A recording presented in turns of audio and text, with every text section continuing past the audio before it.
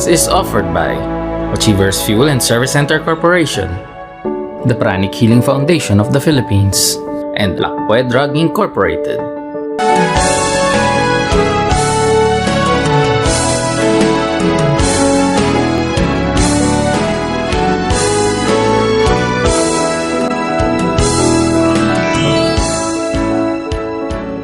Isang magandang araw po sa inyong lahat, mga kapatid. Narito po tayo upang ipagdiwang ang banal na Eukaristya, ang paggunita sa lahat ng mga pumanaw na Kristiyano na may temang kamatayan at buhay kay Kristo. Malugod na inihahatid ng Mission Communications Foundation Incorporated ng Society of the Divine Word, SVD, ang banal na misang ito sa Sanctuary of the Divine Word Chapel ng Diocesan Shrine of Jesus the Divine Word, Christ the King Mission Seminary, E. Rodriguez Sr. Avenue, Quezon City. Ang mamumuno sa ating pagdiriwang ay si Reverendo Padre Emil Lim, SVD. At bilang isang pamilyang nagtitipon sa Panginoon, magsitayo po ang lahat para sa panimula ng ating banal na misa. Bayan huling magtipon, makita ng Panginoon. Sa piging sariwain, pagliligtas niya sa atin. Bayan ating alalahanin, panahon tayo'y inalipin. Nangalan niya'y isumikot. Paanong di tayo hinapin? Sa ngalan ng Ama at ng Anak at ng Espiritu Santo. Amen. Sumainyo ang Panginoon. At sumayo rin. Mga kapatid, sa linggong pong ito, ikalawang araw ng Nobyembre, alam po natin na ang Nobyembre ay buwan na itinalaga natin sa pag-alala at pananalangin para sa mga kaluluwang nauna na po sa atin dun sa kabila. Yung pong mga kamag-anak, malapit po sa ating puso, kasapi po ng ating pamilya ay doon po sa kabila. Sila'y nangangailangan ng ating pag-alala at pananalangin. Kaya nga po sa araw na ito kung saan ating ginugunita ang lahat ng mga pumanaw na Kristiyano, ating pong pagninilayan. Ano nga po ba ang kahulugan nito para sa ating pananampalataya at ano ang halaga ng ating pananalangin at tulong para sa kanila. Ngunit bago po tayo magpatuloy sa ating pagdiriwang ng ating banal na misa, alalahanin po natin na tayo man nangangailangan din po ng tulong sa ating pakikibaka, pakikipaglaban sa kasamaan at kasalanan. Kaya nga po pagsisihan natin ang ating mga nagawang pagkakamali, pagkukulang at pagkakasala sa Diyos at sa ating kapwa at kababaang loob nating ihingi ito ng kapatawaran.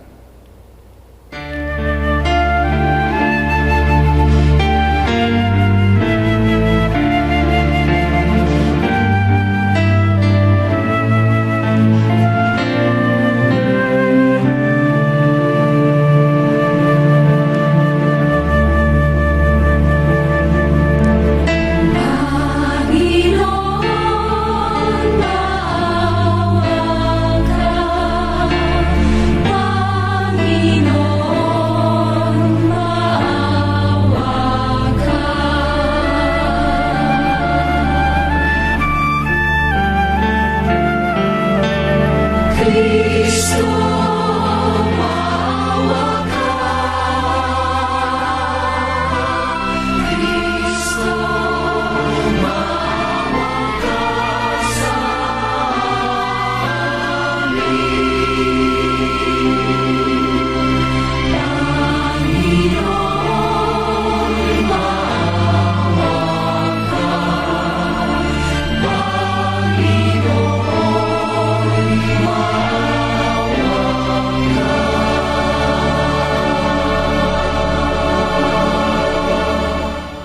Kaawaan tayo ng makapangyarihang Diyos, patawarin tayo sa ating mga kasalanan at patnubayan tayo sa buhay na walang hanggan.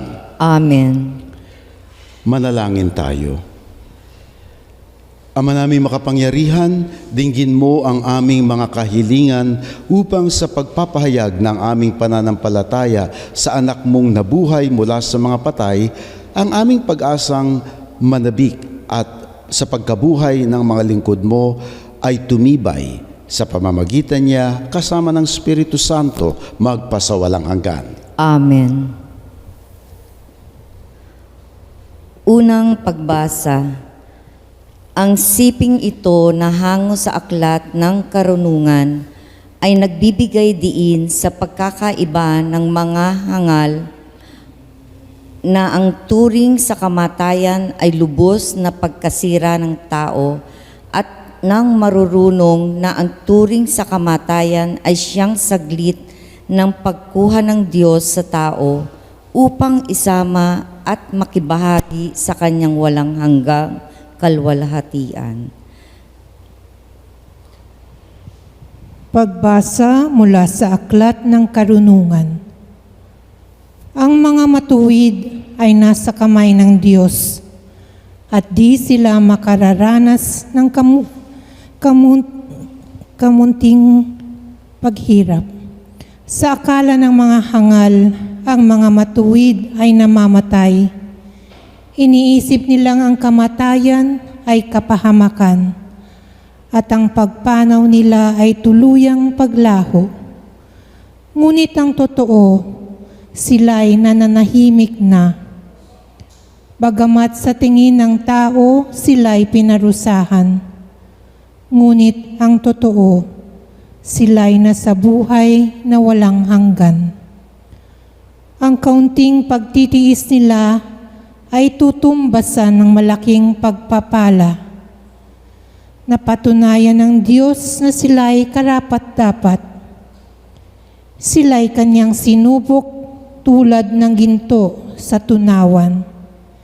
Kaya't sila'y tinanggap niyang parang handog na sinusunog. Pagdating ng Panginoon para gantimpalaan ang mga banal, magniningning silang parang ningas na nagliliyab na dayami. Sila ang mamamayani sa mga bansa sa daigdig. At ang Panginoon ang maghahari sa kanila magpakailanman. Ang mga nagtitiwala sa Kanya ay makauunawa sa katotohanan ng Kanyang pamamaraan.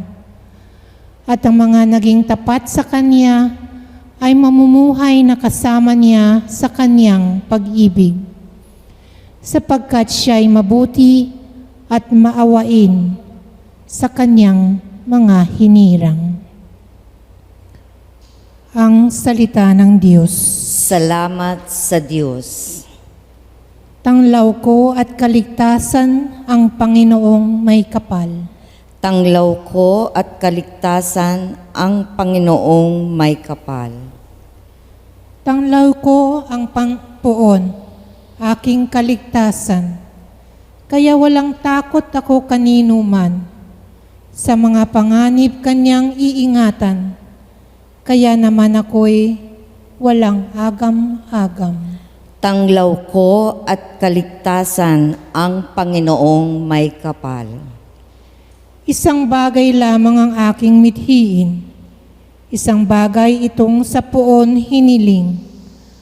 Ang ako'y lumagi sa banal na templo upang kagandahan niya'y mamasdan ko at yaong patnubay niya ay matamo. Tanglaw ko at kaligtasan ang Panginoong may kapal. O Diyos, ako'y dinggin sa aking pagtawag. Lingapin mo ako, sa akin ay mahabag. Ang paanyaya mo'y lumapit sa akin. Huwag kang magkukublit, kita'y hahanapin. Tanglaw ko at kaligtasan ang Panginoong may kapal. Ako'y nananalig na bagong mamatay, Masasaksihan ko ang iyong kabutihan na igagawad mo sa mga hinirang. Sa Panginoong Diyos tayo'y magtiwala. Ating patatagin ng paniniwala. Tayo ay umasa sa Kaniyang kalinga. Tanglaw ko at kaligtasan ang Panginoong may kapal. Ikalawang pagbasa. Sa maikling siping ito na maririnig nating ipahahayag, inaanyayahan tayo ni San Pablong magnilay sa mga implikasyon ng ating binyag sa ating moral na buhay.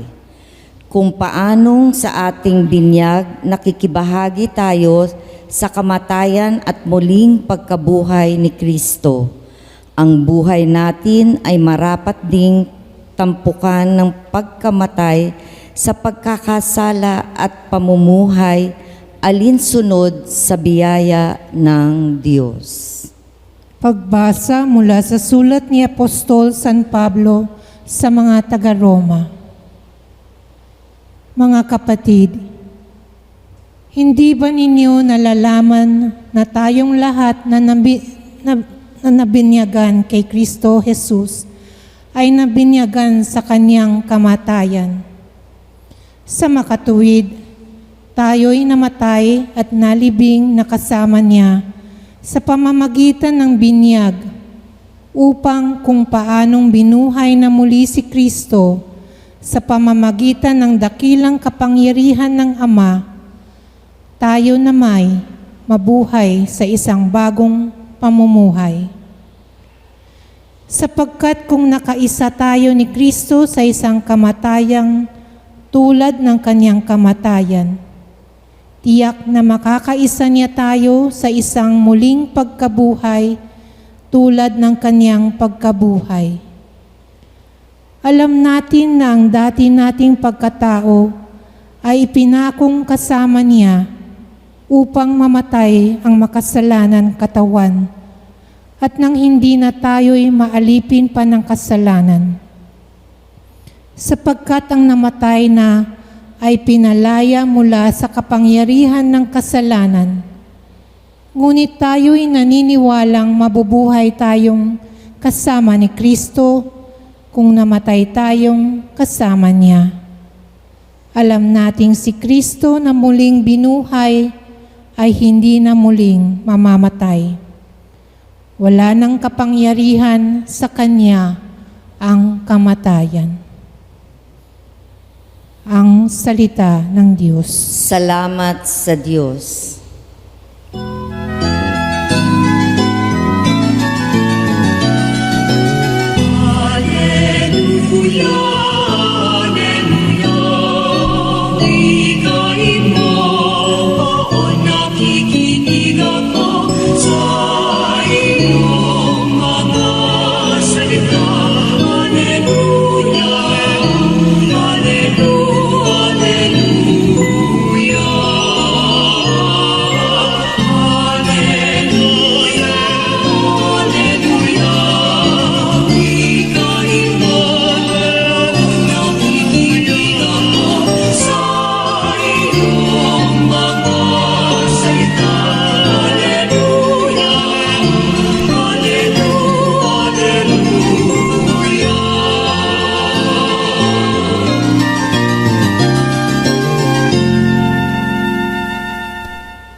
Sumainyo ang Panginoon. At sumayo rin. Ang mabuting balita ng Panginoon ayon kay San Juan. Papuri sa iyo, Panginoon. Nung panahong iyon, sinabi ni Jesus sa mga tao, "Lalapit sa akin ang lahat ng ibinigay sa akin ng Ama, at hindi ko itataboy ang sinumang lumapit sa akin, sapagkat ako'y bumaba mula sa langit, hindi upang gawin ang kalooban ko, kundi ang kalooban ng nagsugo sa akin. At ito ang kanyang kalooban, huwag kong pabayaang mawala kahit isa sa mga ibinigay niya sa akin, kundi muling buhayin sila sa huling araw. Sapagkat ito ang kalooban ng aking Ama, ang lahat ng makakita at manalig sa anak ay magkaroon ng buhay na walang hanggan. At sila'y muli kong bubuhayin sa huling araw. Ang mabuting balita ng Panginoon. Pinupuri ka namin, Panginoong Heso Kristo. Mapagpalang linggo po sa inyong lahat mga kapatid at maraming salamat sa inyong pakikisa sa ating pagdiriwang ng banal na misa dito sa Family TV Mass. At sa linggo nga pong ito ay ating ginugunita ang araw ng mga pumanaw, All Souls Day. Kahapon po, November 1 ay ang ating All Saints Day. At malamang po, sa malamang, ay kayo'y dumalaw na sa inyong sa puntod ng inyong mga mahal sa buhay. Yan po ay ating magandang tradisyon bilang mga Kristiyano na binibigyan natin una ng paggalang at pag-alala, no, ang ating mga mahal sa buhay. Sapagkat ang pagmamahal po ng isang pamilya, ang ating pag-alala sa kanila, hindi po yan nananakaw o nawawala o napapatid ng kamatayan. Ang buhay sa katawan, yes, yan po ang nawawala kapag ang isang tao ay namatay. Ngunit ang pagmamahal, ang alaala, kahit kailan po ay hindi makukuha yan sa atin ng sakit, kamatayan o ng paghihiwalay. Yan po'y narito palagi sa ating isipan, lalo na sa ating puso. Kaya love surpasses even death. Kaya nga po yung ating pananayan ay maganda na kung hindi man po dahil busy ang November 1 ay magkaroon tayo ng panahon talaga na dumalaw sa puntod ng ating mahal sa buhay. Kahit nga po mga ibang kultura, ganyan nga din po. No? Alam niyo sa Chinese tradition, kung saan ako'y naging misyonero ng maraming taon, ay kapag may particular araw din po sila ng pagdalaw sa puntod ng kanilang mga mahal sa buhay. At ang tawag nga po nila doon yung paglilinis o pagwawalis ng puntod. Kagaya rin naman ang ginagawa natin, no, pinipinturahan nating muli, no, tinitrim natin yung mga damo na lumaki na sa tabi. Sa ganung paraan po na ipapakita natin ang ating pagmamahal. At kasama din po dyan sa tradisyon na yan, ang ating pagsisindi ng kandila. No? At kung may pari o kaya may dayakono, ating pinababasbasan ang mga puntod. Yan naman po ang ating panata at simbolo sa gisag ng ating pananalangin para sa mga kaluluwa sa purgatorio. Pananalangin? Yes, tayo mga Kristiyano Katoliko po ay nananalangin para sa kaluluwa ng mga yumao.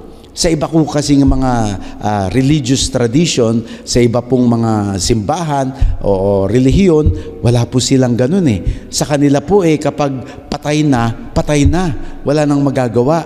Pero ang maganda po sa ating pananampalatayang Kristiyano, Katoliko, na kahit na sumakabilang buhay na, may connection pa rin. At yung connection na yan ay nasosustain natin, napapanatili nating buhay sa pamamagitan ng pag-alala at pananalangin para sa kaluluwa sa purgatorio, yung mga kaluluwang nauna na po sa atin sa kabila. Mahalaga po na ating balik-aral, no? Ating sariwaing muli ang ating pag-unawa bilang mga Kristiyano, bilang mga Katoliko tungkol sa ating pananalangin para sa mga yumao. Alam niyo po kasi sa ating pong katekismo, ang ating pong simbahan ay hindi lamang yung naririto sa lupa ngayon. Alam niyo po ba na ang ating simbahan, Katoliko, universal, ay hindi lang yung sa buhay, kundi ganun din po doon sa kabila. Dahil sa mata ng Diyos at sa katotohanan, sa Diyos wala pong namamatay. Lahat po tayo ay buhay.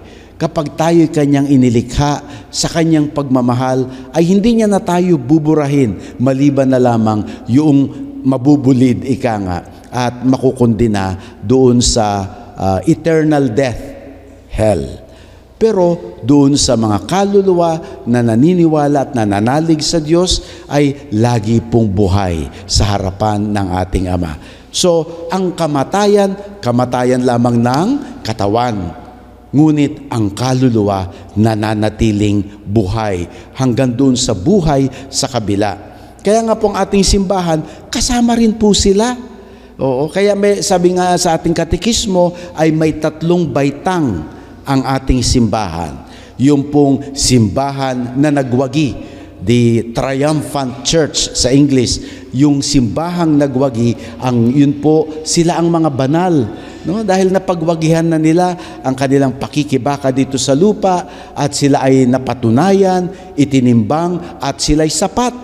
No? At dahil sa kanilang kabanalan ng buhay ay naging karapat dapat sila na tanggapin ang gantimpala ng langit, ng buhay na walang hanggan, ng kaligayahan at kapayapaan sa piling ng Diyos kung saan wala namang time kasi doon sa kabila, no? Na ika nga sa ating lingwahe ay sa bawat segundo at lagi nilang tinatanaw ang mukha ng Diyos.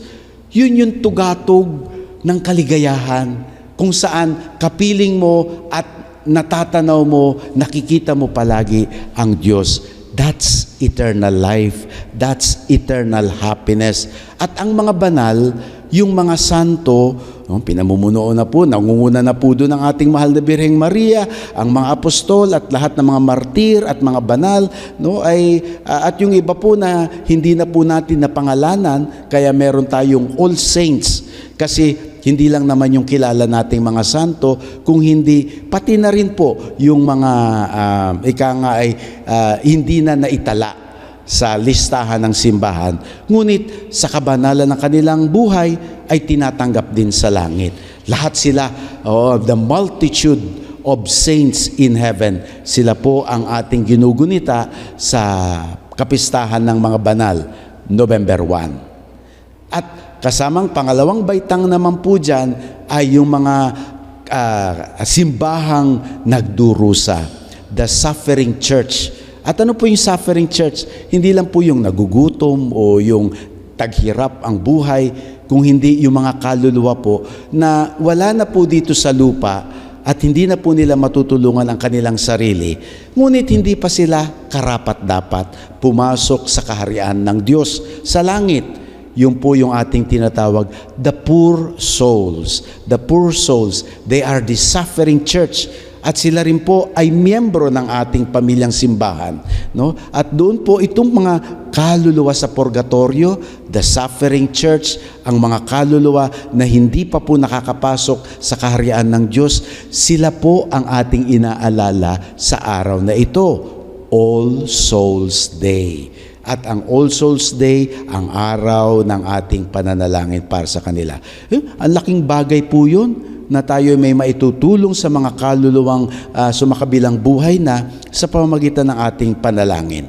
At tayo naman po, na buhay pa dito sa lupa, ang tinatawag na nakikipaglaban pa, no? The warring, still struggling church. At ito po ang ating pakikilaban sa kasamaan, sa kasalanan, no? Sa mga pangangailangan ng buhay na ito, which is limited, which is temporary. Ang buhay sa lupa ay temporary lamang. Wala pong magtatagal dito. Oo. Isipin niyo po mga kapatid, sa isang 100 years, malamang sa malamang uli, lahat po tayo naririto ngayon. Kayo na nanonood, kami na nagmimisa dito, in 100 years, most of us will not be here. Will not be here.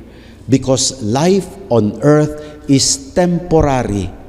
Dahil ang plano ng Diyos sa atin, hindi maging Superman, hindi maging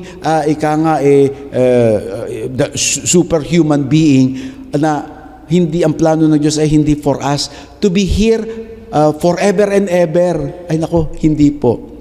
Lahat ng bagay na nilikha ng Diyos na temporal, material, are only temporary. Even the earth, the planets, ay sabi na sa atin ng mga scientifico, kahit yun ay may end, they have an age, they have their life, the lifespan even of the universe and the planets, they have limitations. Everything has limitations. Only God remains. Only God is eternal. And only in God can we attain eternal life.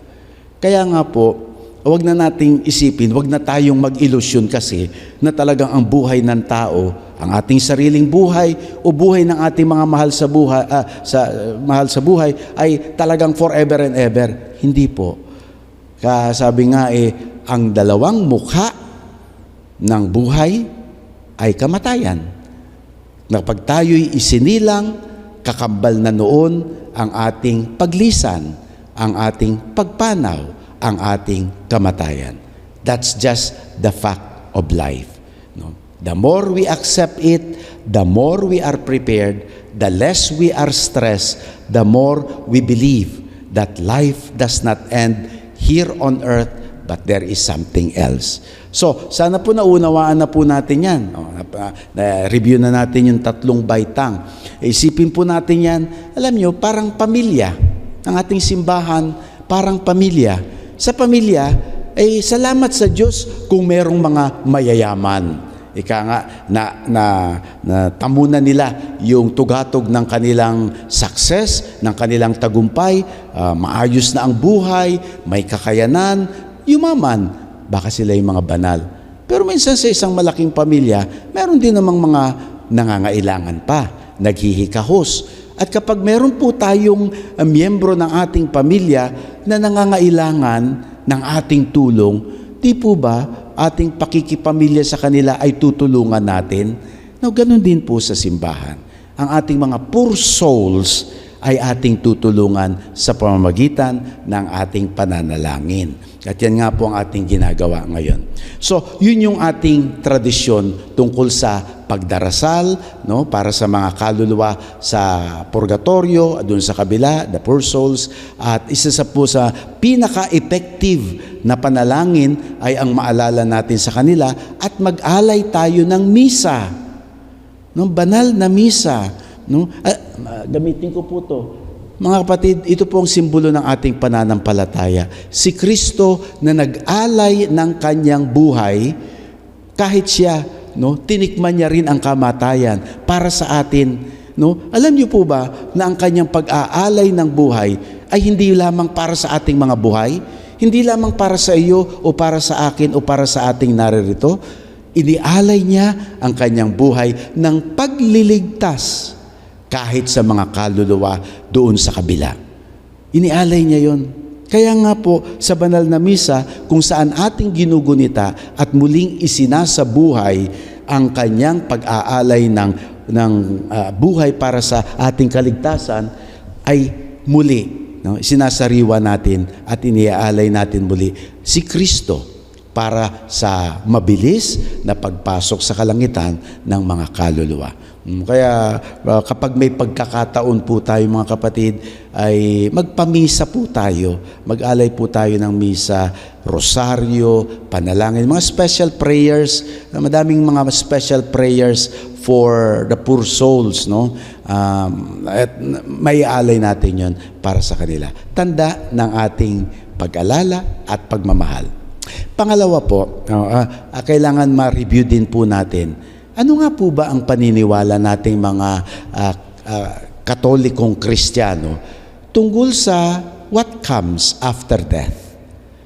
Hindi natin masyado nabibigyan ng sermon o pag-aaral yung what comes after death. Alam niyo po, takot, siguro natural sa atin, takot tayo, ayaw natin pag-usapan ang mga tungkol sa kamatayan. At kapag may namamatay po ay nalulungkot tayo, no, nakikiramay tayo. Pero alam mo nyo, isang tao, isang tao na atheist, hindi siya naniniwala sa Diyos. Sabi niya, kung may buhay sa kabila at ang kaluluwa ay hinihila at dinadala sa Panginoon, kayong mga naniniwala, dapat natutuwa kayo. O bakit kayo nalulungkot kapag may namamatay? O nga naman, ano? O bakit tayo nalulungkot? Siyempre, dahil nahihiwalay tayo. Pero, tama din po naman na kung tunay na nauunawaan natin ang inihanda ng Diyos para sa mga sumakabilang buhay, sa mga namatay, ay hindi na tayo masyado malulungkot dahil sabi nga natin, doon sa kabila, hindi na tayo malalapatan ng sakit, wala ng cancer, walang diabetes, walang high blood, walang sakit. At sabi nga nung mga may mga paniniwala na on the other side, you get the best of yourself on the other side. Kung sa buhay natin dito sa lupa, if there is one moment that we are at our best, then that will be extended for eternity on the other side. At yung iniaalay ng Panginoon na yan, ay dapat ikatuwarin natin na our hope, ang ating pag-asa ay balang araw kapag tayo ay lumisan na, natapos na natin ang ating misyon dito sa lupa, ay kakamtin din natin ang gantimpala. Kaya tawag natin gantimpala, the price. Ba't naman natin kalulungkutan yun, di ba? Kaya yun po ang ating pag-asa at pinaghahandaan dito sa lupa. Para sa mga kaluluwa na pumanaw na, ay yun ang ating panalangin na kanilang matamo ang gantimpala ng mabuting buhay dito sa lupa at sila ay pumasa Diyos na ng mamayapa. Okay? At doon naman po sa mga hindi naniniwala na mayroong buhay sa kabila, wag na rin po kayong mag-wish ng RIP. Di ba? Pag may namamatay, ang sabi natin, RIP. Ano nga po yung RIP? Alam na natin, ano? Rest in peace. Oo, yun naman pala. Kung hindi ka naniniwala, kung hindi ka naniniwala na mayroong buhay sa kabila, wag ka na lang magdasal ng rest in peace. Mamamaya pa ba yun kung wala naman pala talaga? At kung ang kaluluwa naman, sinabi mo, pumunta na sa impyerno, wag ka na rin magdasal wag ka na rin mag-wish ng rest in peace dahil hindi niya makukuha yung kapayapaan na yon. So, kapag sinabi natin at pinagdasal natin, eternal rest grant unto the poor souls, O Lord, ay dahil may pananampalataya, may pag-asa tayo, may kaalaman tayo na sila ay meron pa, may buhay pa doon sa kabila. Kaya, kung tutusin po, napakaganda ng ating pananampalatayang katolikong Kristiyano tungkol sa kamatayan. Because alam natin, there on the other side, beyond death, is life. Remember, si Kristo mismo nagsabi, God is the God of the living, not of the dead. So, lahat po tayo na sumusunod kay Kristo, bininyagan kay Kristo, ay buhay sa mata at sa piling ng Diyos. Kaya may saysay ang ating pagdiriwang ng All Souls Day at pananalangin sa kanila. Huli na lang po mga kapatid, hayaan nyo mapabahaba ng konti ang ating katekismo. Ano naman po itong ating paniniwala sa purgatorio? Kasi minsan, pag tayong mga Katoliko ang tinanong, bakit kayo mga Katoliko naniniwala kayo sa purgatorio? Ano nga po ang sagot ninyo? Kapag hindi natin ni-review yung catechism na yan, kakamot na lang tayo ng, ano nga ba? Itong simpleng lang po ng purgatorio, pagpapaliwanag, na dahil tayo naniniwala na, number 1, nobody that is unworthy, that is unclean, that still holds sin or the consequences of sin will be before God. God is holy. And so, nothing unclean, nothing that is unworthy will be admitted before the presence of the Lord. Kaya nga po, purgatory. Ibig sabihin, nililinis muna. No? So yung paglilinis na yan ay may pagkakataon tayo yung hindi natin napagbayaran o dapat nating pagbayaran dito sa lupa, no? Ay gagawin natin sa purgatorio. At marahil sasabihin niyo, kakatakot naman yun. Ano yun? Parang impyerno din ba yan? Parurusahan ka ba doon or something? Anong pinakamagandang pagpapaliwanag ni Saint Catherine, isang santo na pinagkalooban siya ng pagkakataon na makita o masilip kung ano ang purgatorio. Sabi niya, hindi naman talaga malungkot sa purgatory. Bakit? Dahil may pag-asa ka na dun eh. Lahat ng kaluluwa, yung poor souls na nasa purgatorio, is already sure, sigurado na silang papasok sa langit. It's just a matter of time. When? Yun lang. Oo, ang ano. At kapag may pag-asa ka na, barabang hawak-hawak mo na yung ticket o yung loto na nanalo, hawak-hawak mo na, pero hindi mo pa nakukuha yung reward. O, di ba't masaya ka na rin nun? Dahil sigurado ka na, nanalo ka na eh. O, ganun din, napanalunan na natin ang buhay na walang hanggan, pero hindi pa tayo tumutungtong. Maybe that's purgatory. At ang purgatory, sabi nga Saint Catherine, is a sign of God's love. It is a place or a state of God's love and mercy. Kaya tayo may purgatory dahil minamahal tayo ng Diyos.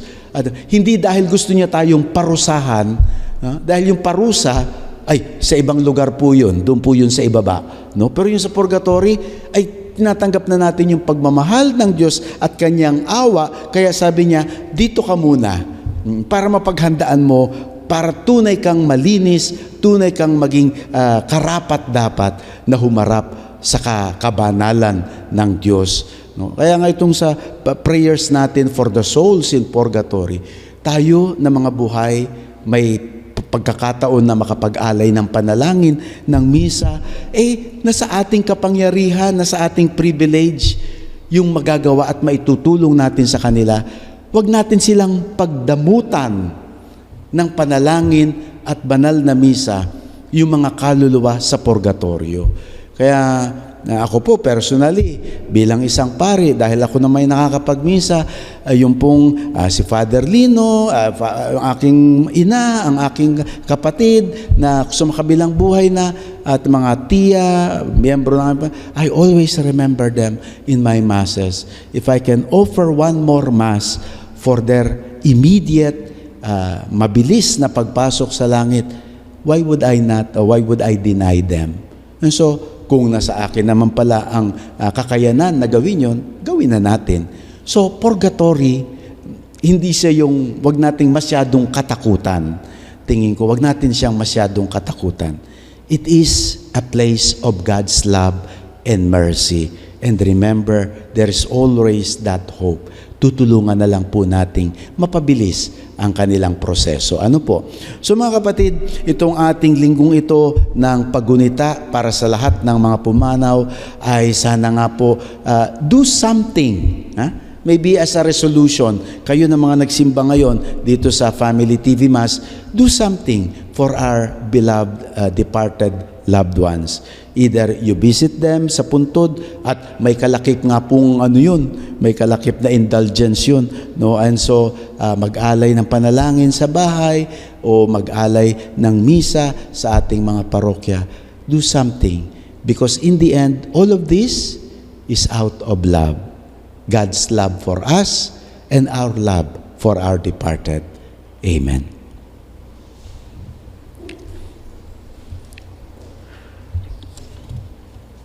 Mga kapatid, ngayon po ay dalhin natin sa harapan ng ating Amang nasa langit ang ating mga panalangin at kahilingan.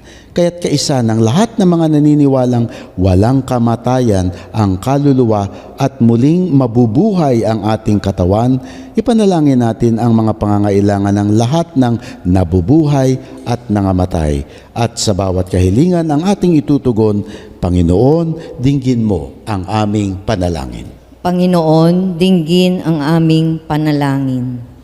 Para sa lahat ng mga Kristiyano sa buong daigdig, nawa ang asal nila ay laging maging pagbibigay saksi sa pananampalatayang ipinahahayag ng mga labi nila at sa pag-asa sa buhay na walang hanggan. Manalangin tayo.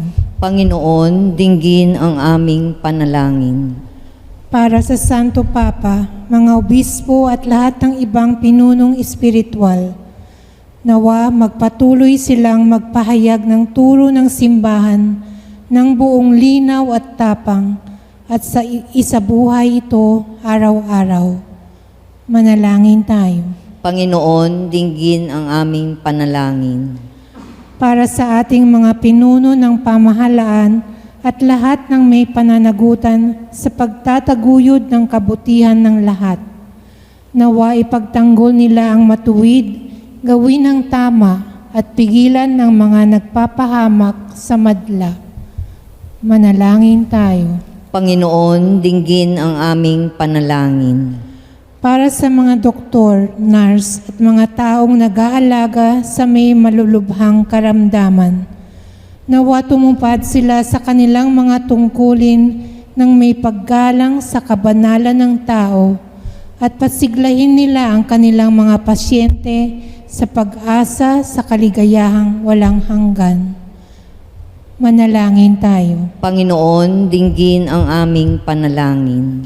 Pasasalamat para sa pamilya nila Clarice Guerra, Corinto Reno, Malu Akawili, Maria Cristina Samano, Nemesio Alvarez, Ruth Henteroy, Edward at Rica Archie, Julia at Pasiencia de Guzman at pamilya Redoblado. Espesyal na panalangin para kina Gilbert Villasanta, Grace Aquino, Grace Bautista, at MCFI Office. Pasasalamat para sa kaarawan ni na David Redoblado at Stella Arcanlas. Agaran paggaling para sa kina Dennis at Linda Redoblado, Stella at Gerardo Canlas, Jean at June Hara, Consuelo, Alma at Alexis Digito, Aurora, Teresita Heraldes, Dennis Prager, Ed Dudas, Grace Aquino, Grace Bautista, at John J. del Castillo. Panalangin para sa kaluluwa ng mga yumao, lalo nina Danilo Ragos, Rosario Laurel, Sammy Esguera, Sister Erlinda Bueno, Elisa Morales Hudalena, Attorney Rogelio Burgos, Cipriano at Emma Santos, Dominador, Deborah Gaudencio at Ruth Cabatu, Juan, Nilda, Potenciana, Rina, Segundina at Vicente Senior Redoblado, Cesar, Leticia, Liberato, Ofelia, Rita, Rodi at Rosita Meneses. Manalangin tayo. Panginoon, dinggin ang aming panalangin. Tahimik natin ipanalangin ang ating sariling kahilingan. Manalangin tayo. Panginoon, dinggin ang aming panalangin. Panginoon, nagpapasalamat kami sa iyo sa pagbibigay mo sa amin ng ganitong pagkakataon upang gunitain ang aming mga yumao at tulungan sila sa kanilang kasalukuyang pangangailangan sa pamamagitan ng aming pagdarasal. Pagkalooban mo sila, Panginoon, ng kapayapaan at kaligayahang ninanais namin para sa aming lahat. Isinasamo namin ito sa ngalan ni Jesus na aming Panginoon. Amen.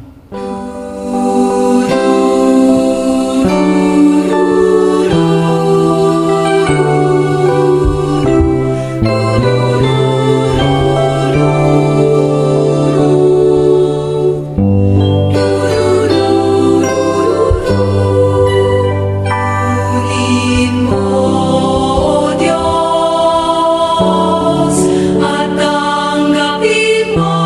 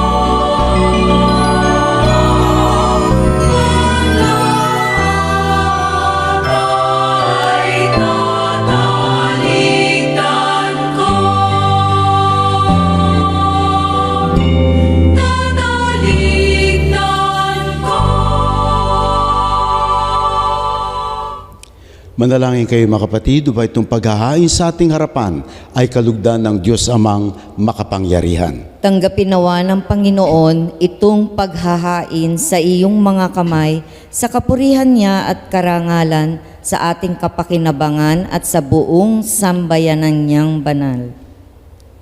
Ama naming lumikha, ang aming mga alay ay iyong kalugdan upang ang mga pumanaw ay maiakyat sa kaluwalhatian sa piling ng iyong anak na kaugnay namin ngayon dahil sa kanyang pakikisamang matapat bilang tagapamagitan kasama ng Espiritu Santo magpa sa walang hanggan. Amen. Sumainyo ang Panginoon. At sumayo rin. Itaas sa Diyos ang inyong mga puso at diwa. Itinaas na namin sa Panginoon. Pasalamatan natin ang Panginoong ating Diyos. Marapat na siya ay pasalamatan. Ama namin makapangyarihan, tunay ngang marapat na ikaw ay aming pasalamatan sa pamamagitan ni Hesukristo na aming Panginoon. Sa gabi ng kamatayan ay pag-asang sumisilay ang muli niyang pagkabuhay na aming kinabukasan. Loob namin lumalakas ngayong aming natitiyak na kamatayay lilipas, di ito ang aming wakas. Sa sandali ng pagpanaw, ikaw ang aming hantungan. Kami ngayon namamatay, sa iyo bukas mabubuhay. Kaya kaisa ng mga anghel na nagsisiawit ng papuri sa iyo ng walang humpay sa kalangitan, kami nagbubunyi sa iyong kadakilaan.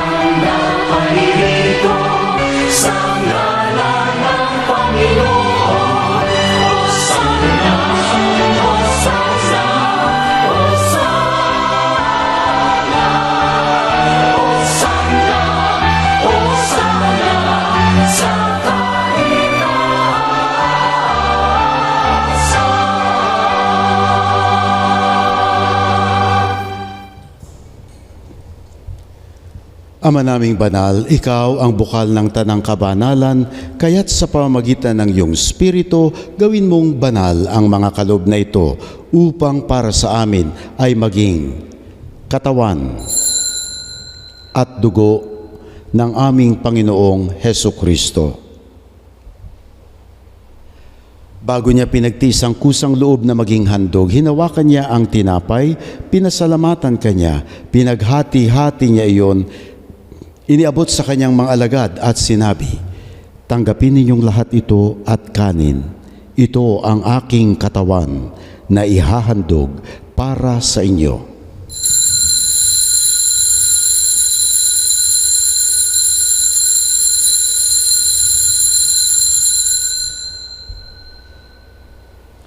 Gayon din naman nung matapos ang hapunan, hinawakan niya ang kalis.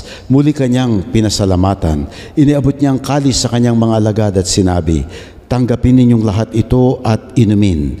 Ito ang kalis ng aking dugo, ng bago at walang hanggang tipan. Ang aking dugo na ibubuhos para sa inyo at para sa lahat sa kapagpapatawad ng mga kasalanan. Gawin ninyo ito sa pag-alala sa akin."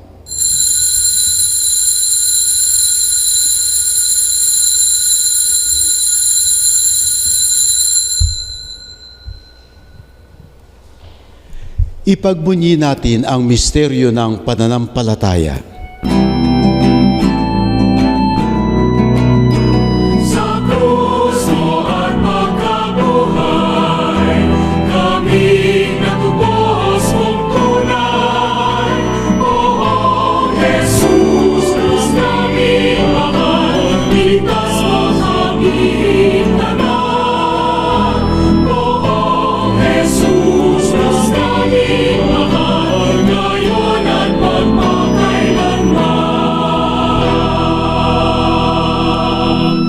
Ama, ginagawa namin ngayon ang pag-alala sa pagkamatay at muling pagkabuhay ng iyong anak, kaya tiniaalay namin sa iyo ang tinapay na nagbibigay buhay at ang kalis na nagkakalob ng kaligtasan. Kami nagpapasalamat dahil kami iyong minarapat na tumayo sa harap mo para maglingkod sa iyo. Isinasamo namin kaming magsasalo-salo sa katawan at dugo ni Kristo ay mabuklod sa pagkakaisa sa pamamagitan ng Espiritu Santo. Ama, lingapin mong yung simbahang laganap sa buong daigdig. Puspusin mo kami sa pag-ibig kaysa ni Leo 14 na aming Papa, ni Elias na aming Obispo at ng Tanang Kaparian. Alalahanin mo rin ang mga kapatid naming nahimlay nang may pag-asang sila'y muling mabubuhay. Sa punto pong ito, mga kapatid, tumahimik po tayo sumandali. Alalahanin natin ang ating mga yumaong mga mahal sa buhay.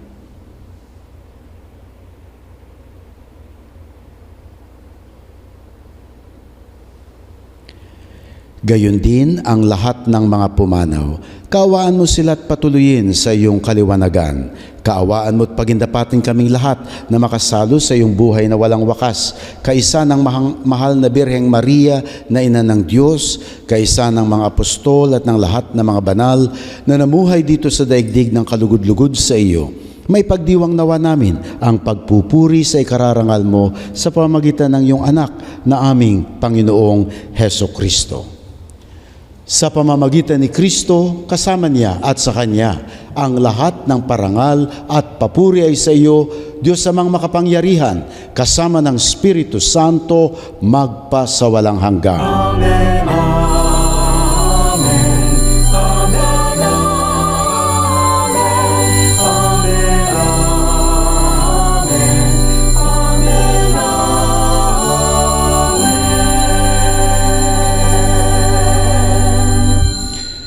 Bilang mga anak ng iisang Diyos sa langit, ang ating Ama at magkakapatid sa ating Panginoong Hesukristo, sasama po tayong lahat. Kayo rin po na nariyan sa likuran ng inyong mga pinanunuoran, sasama din po kayo sa ating pag-awit ng Ama namin.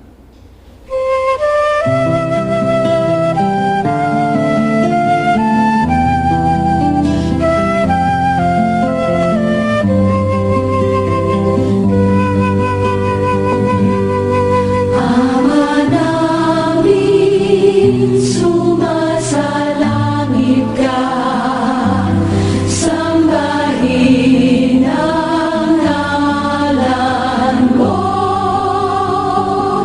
mapasa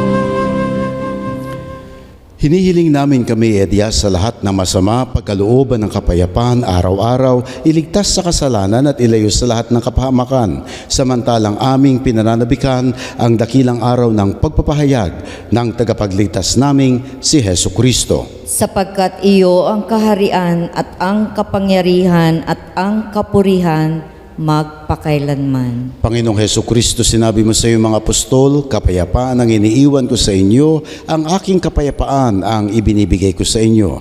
Panginoon, tunghayan mo ang aming pananampalataya at huwag ang aming mga pagkakasala.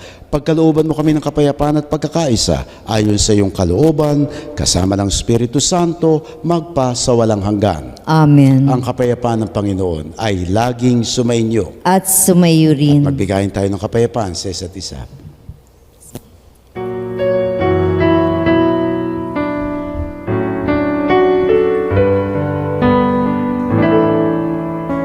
Cordero ng Diyos sa langit, sa mga kasalanan ng sanlibutan,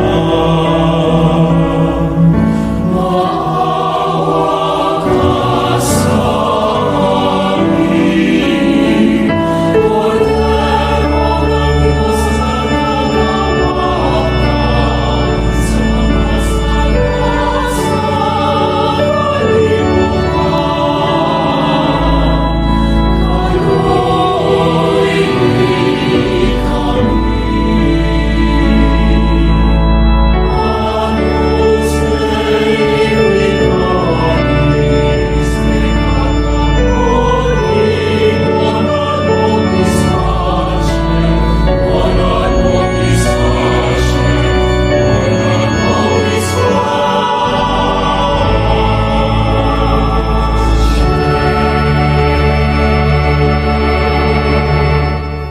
Narito ang ating Panginoong Hesu Kristo, siya ang buhay at muling pagkabuhay. Siya ang kordero ng Diyos na nag-aalis ng mga kasalanan ng sanlibutan, mapapalad ang tinatawag sa kanyang piging. Panginoon, hindi ako karapat-dapat na magpatuloy sa iyo, ngunit sa isang salita mo lamang ay gagaling na ako. Naway ang katawan at dugo ni Kristo ay magdala sa atin sa buhay na walang hanggan. Amen.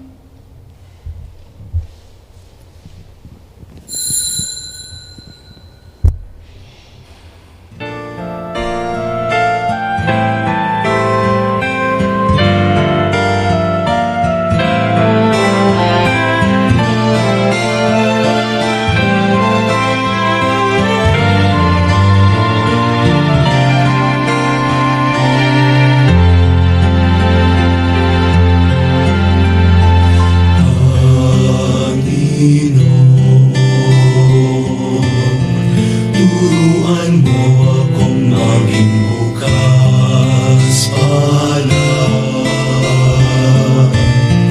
Turuan mo akong maglingkod sa iyo, na magbigay ng ayon sa nararapat,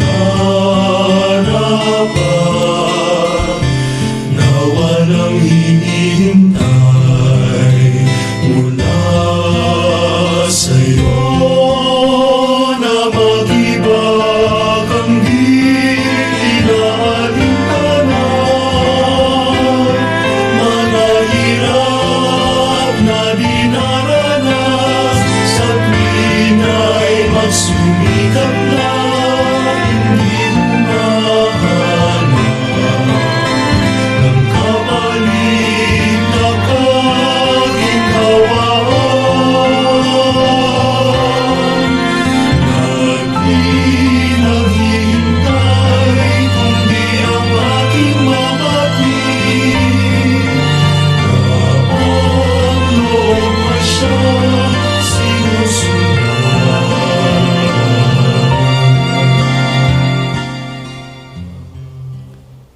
Manalangin tayo.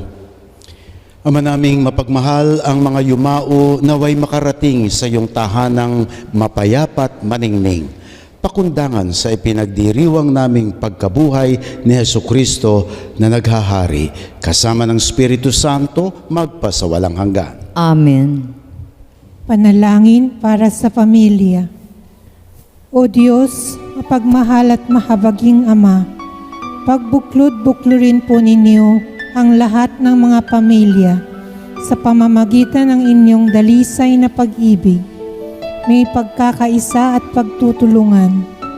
Daluyan po ninyo ng inyong banal na Espiritu ang bawat miyembro ng aming pamilya ng pangunawa, pagtitimpi at pagmamalasakit sa isa't isa. Ilayo po ninyo sila sa mga bagay na maaaring magdulot ng di pagkakaunawaan at kapighatian. Sa bawat pagkukulang nila, igawad po ninyo ang inyong kapatawaran at kapayapaan. Naway ang tunay na pagmamahalan at pagmamalasakit ng mga magulang ang siyang magbibigay inspirasyon at pag-asa sa kanilang mga anak. Naway ang mga anak ay patuloy na pahalagahan ang kanilang sarili upang sila ay makapagbigay halaga rin sa kanilang mga magulang, sa mga taong may katungkulan at sa kanilang kapwa. Ipagkaloob po ninyo ang pagmamahalan, pagkakaisa at pagbibigay galang sa bawat pamilyang Pilipino upang ito ang magsilbing huwaran ng buhay Kristiyano. Ang lahat ng ito ay hinihiling po namin sa ngalan ni Hesukristo, ang ating dakilang Panginoon at tagapagligtas. Amen. Isang panawagan para sa pamamayani ng awa at ikapagbabago ng bayan. Panginoon naming Pastol, pakinggan mo ang daing ng iyong bayang Pilipinas na ngayoy naglalakad sa lambak ng kadiliman. Lumalapit kami sa iyo ngayong araw, nagpapakumbaba at nagmamakaawa gaya ng isang tupang nahulog sa bangin, kumakapit ng mahigpit sa isang marupok na sanga at humihingi ng saklolo.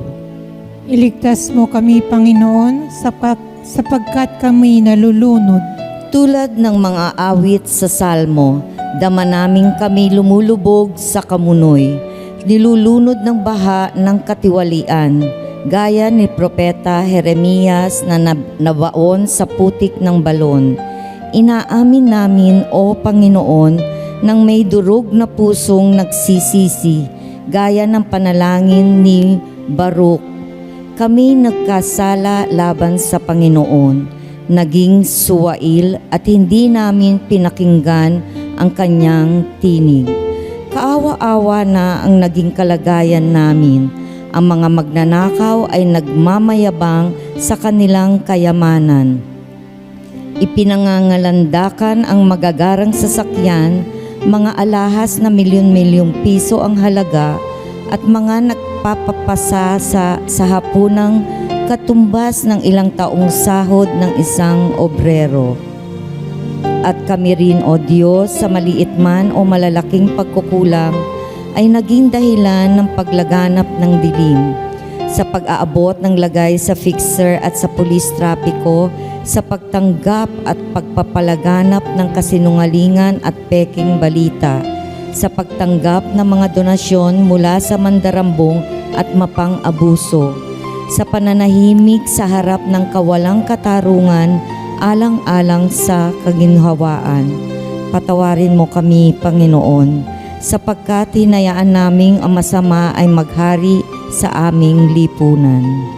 Maawa ka sa amin, O Diyos, ayon sa iyong wagas na pag-ibig. Nilulunod kami, Panginoon, ng mga kalamidad, baha, lindol, sunog, bagyo. Ngunit higit pa rito ang mga sugat na gawa ng aming sariling kamay. Ang kahindik-hindik ng mga insertion sa budget na nagkait ng pondo para sa kalusugan, edukasyon at kapakanan ng mga mahihirap. Ang mga proyektong depektibo na humahadlang sa tunay na pag-unlad. Ang mga pamilyang politiko na parang bagong mga yudal na Panginoon na nagpapanatili sa bayan sa kahirapan at umaasa sa ayuda. Isang bansang sagana sa buwis, ngunit nananatiling dukha dahil sa politika ng pagpapatron.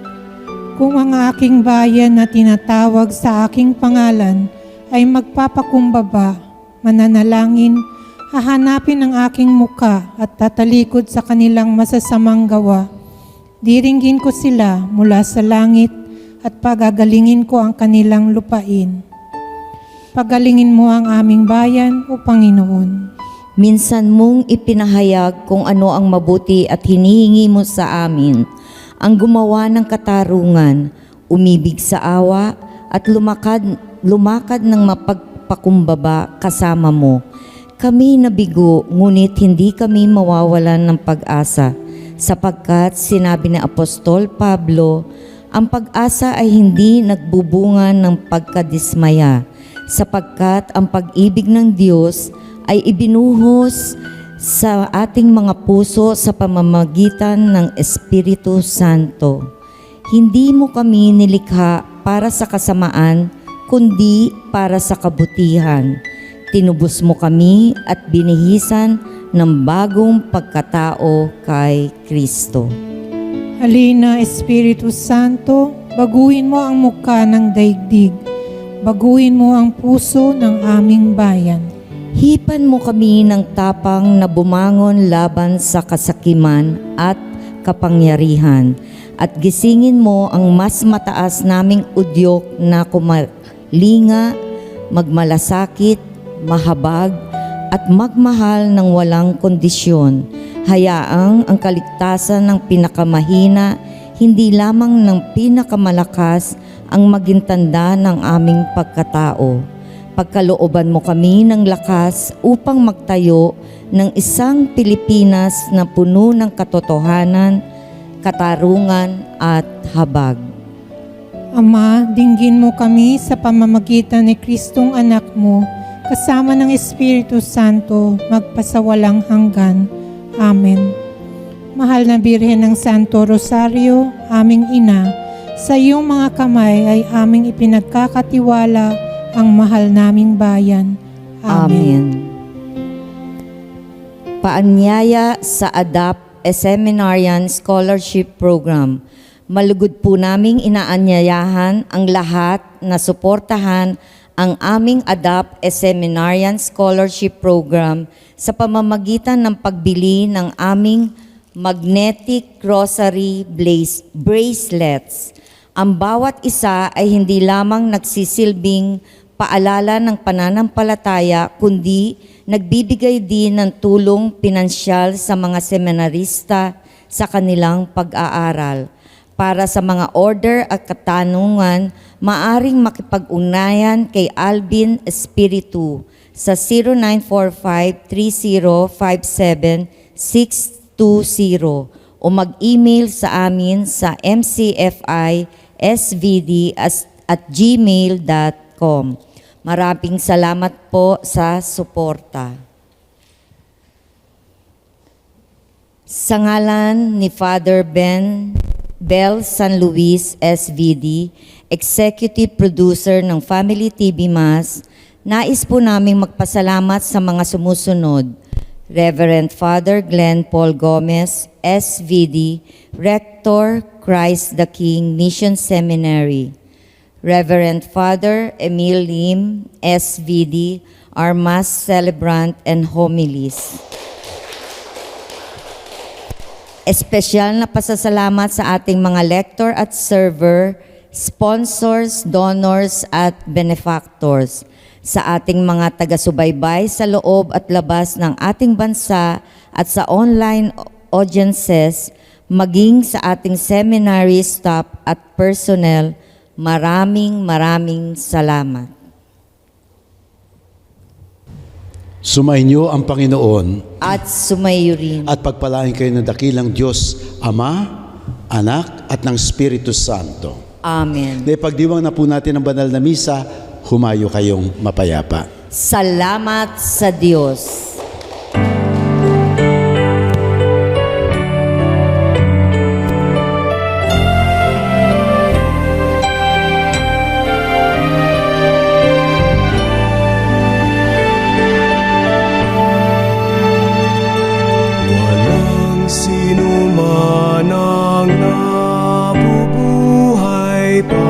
sa sarili lamang.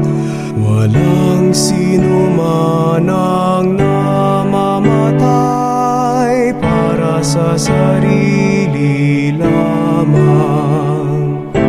Tayong lahat ay may pananagutan sa isa't isa. Tayong lahat ay tinipo ng Diyos na kapiling niya. Sa ating pagmamahalan at paglilingkod sa kanino man, tayo ay nagdadala ng balita ng kaligtasan. Tayong lahat ay may pananagutan sa isa't isa. Tayong lahat ay tinipo ng Diyos na kapiling. The Family TV Mass was offered by Achievers Fuel and Service Center Corporation, the Pranic Healing Foundation of the Philippines, and Lakpoe Drug Incorporated.